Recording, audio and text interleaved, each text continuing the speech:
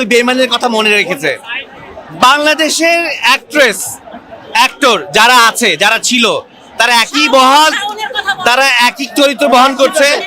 মেহের আফরোজ শাওন, এইটাকে আপনারা জাতির কাছে যেখানে পাবেন জুতা পিটা করবেন। ভাবনার কথা বলছি, সোহানা সাবার কথা বলছি, অরুণা বিশ্বাস কানাডায় যে এখন গা ঝাপটা দিয়েছে।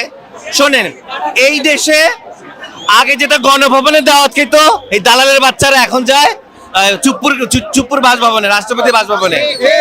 এই হারামির বাচ্চাগুলো দেশের অধঃপতন করছে। এগুলো সবচেয়ে বড় দালাল। এই সাংস্কৃতিক পরিমণ্ডলে এক একটা হচ্ছে কালপ্রিট।